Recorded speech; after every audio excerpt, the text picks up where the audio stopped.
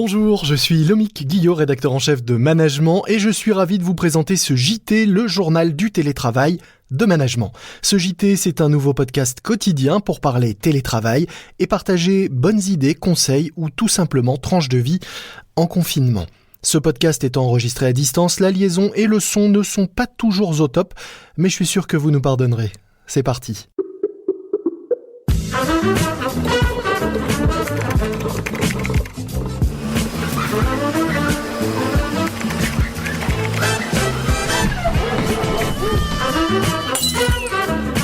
C'est le journal du télétravail.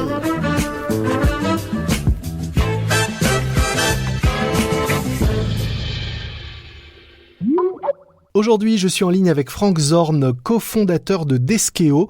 Deskeo, c'est un des spécialistes de la location de bureaux flexibles et d'espaces de travail partagés pour les entreprises de 20 à 1000 collaborateurs. Bonjour Frank.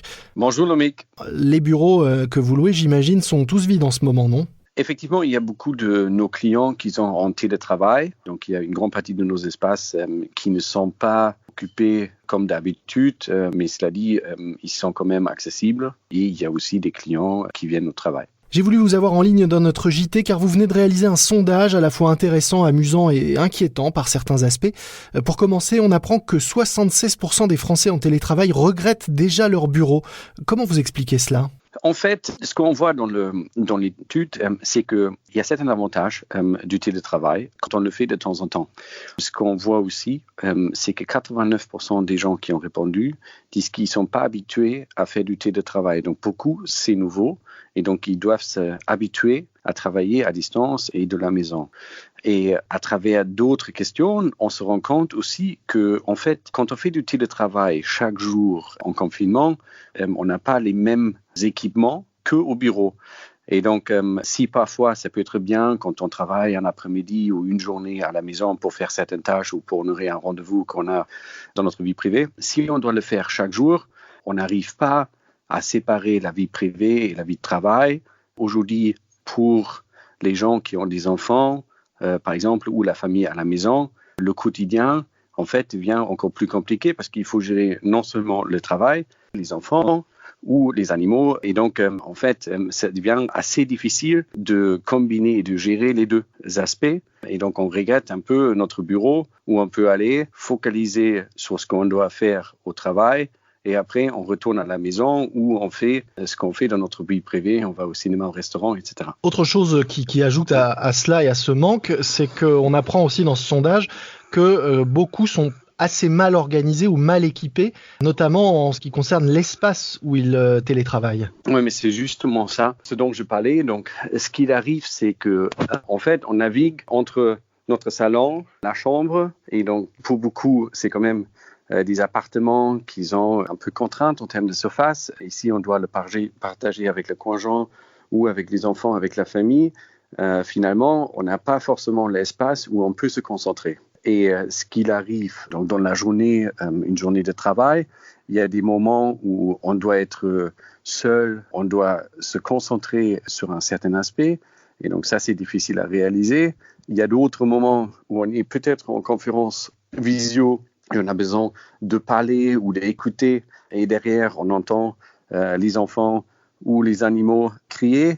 Et donc tous ces moments sont un peu difficiles à gérer. Et finalement, ça nous met dans une situation où on n'est pas très productif pour le travail. Et de l'autre côté, la famille qu'on voit d'habitude un peu moins, on voit beaucoup maintenant, mais on n'a pas forcément non plus le temps de bien s'occuper. C'est sûr. Alors malgré tout, autre enseignement intéressant de ce sondage, vous êtes penché sur ce que font les travailleurs qui, du fait de l'absence de temps de transport pour aller se rendre jusqu'à leur bureau, ont plus de temps pour eux. On apprend ainsi que 54% en profitent pour cuisiner, ce qui ne faisait pas forcément le reste du temps, et 52% pour dormir plus. C'est ça. Quand on prend les statistiques, et notamment par exemple en région parisienne, par jour, en moyenne, un travailleur prend 1h30 pour se rendre au bureau et retourner du bureau. Et donc, cette 1h30 en moyenne, on l'économise aujourd'hui parce qu'on ne va pas se déplacer pour aller au travail. Mmh. Et donc, il y a beaucoup de gens. Et là, ce qui est intéressant aussi, c'est surtout des hommes donc qui consacrent ce temps qui a gagné au sommeil, ou là, il y en a pas mal, dans 44% qui disent ils jouent avec les enfants, ils font du sport davantage. Chez les femmes, c'est un peu différent. Il y a beaucoup de temps consacré à la cuisine. Donc, on prépare à la maison les repas pour la journée. On s'occupe aussi du ménage, bien sûr, des enfants.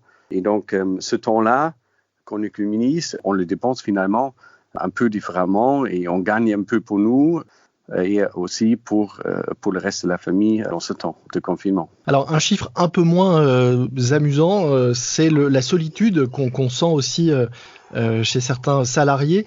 74% des sondés disent qu'ils ne font finalement pas grand-chose pour conserver un lien social avec leurs collègues.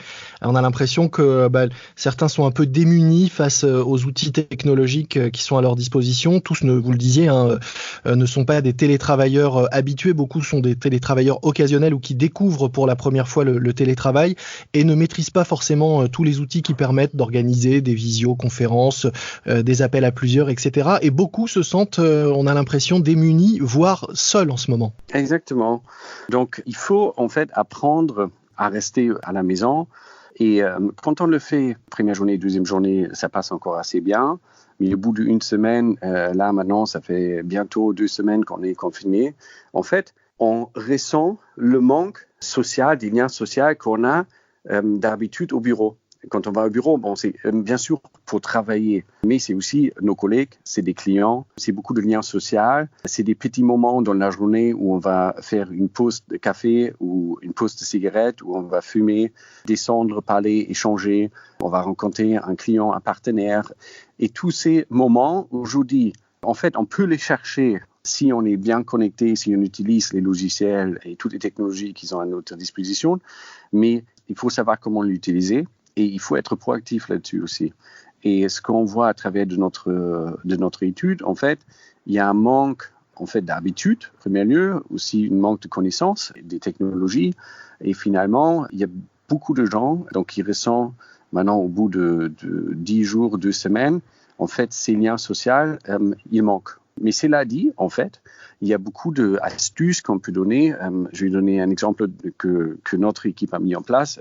Donc, il y a notre DRH qui a créé sur un logiciel commun qui s'appelle Slack, qu'on utilise en interne, qui a créé un canal qui s'appelle Pause Café et où chaque jour, elle va mélanger plusieurs personnes qui vont se réunir sur une visioconférence et c'est juste pour prendre un café ensemble, échanger comment on vit le confinement, donc pas forcément travailler. Donc, c'est exactement le moment qu'on peut retrouver au bureau quand on descend et on fume ou on prend un café ensemble et on échange un peu avec ses collègues. Au-delà de ce sondage et de cette période, quels effets, quelles conséquences pensez-vous que ce recours massif au télétravail pour beaucoup de personnes va avoir sur votre propre business par la suite, puisque je le rappelle, vous êtes spécialiste de l'immobilier de bureau et notamment des solutions de bureaux flexibles. Comment vous voyez les conséquences de ce qu'on a tous vécu et de ce qu'on va vivre sur notre rapport au bureau par la suite ? Dans un premier lieu, vous l'avez dit, il y a déjà, au bout de 10 jours, 76% des gens qui regrettent leur bureau. Donc, ça, c'est un chiffre qui nous montre que, voilà, il y a un sens à ce qu'on fait. Et je pense qu'il y a quand même des changements qui vont s'établir et qui vont se manifester aussi dans la durée. Donc, justement, on a dit qu'une grande partie des gens qui sont aujourd'hui en télétravail le font pour la première fois.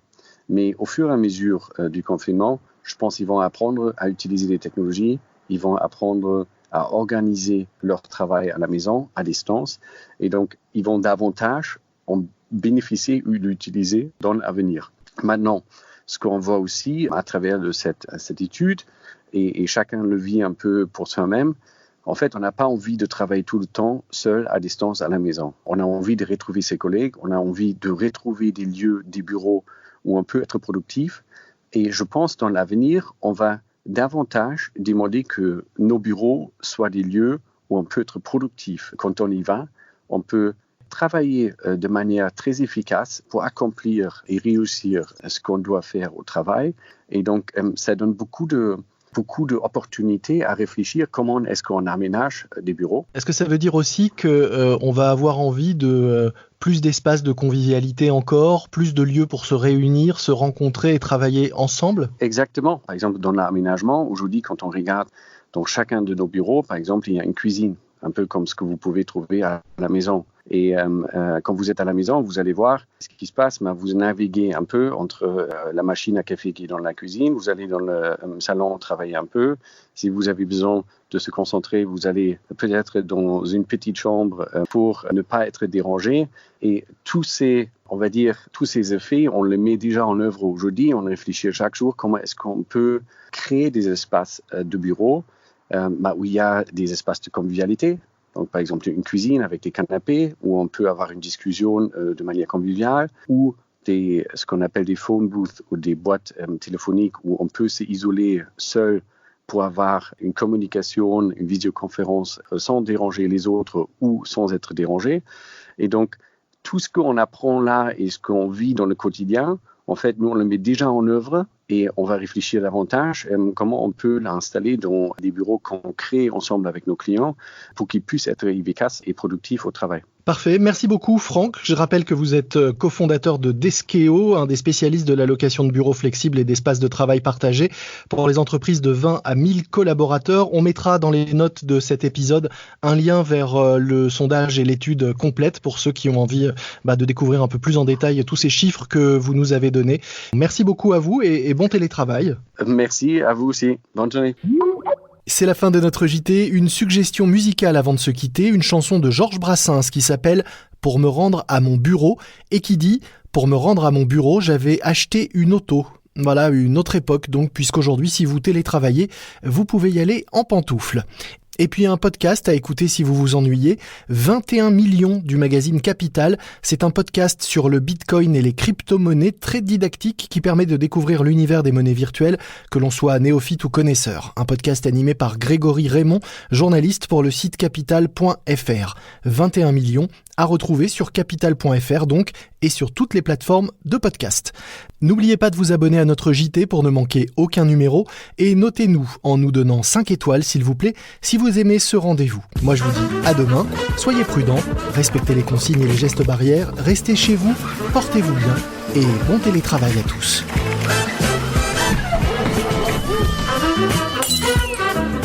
C'est le journal du télétravail.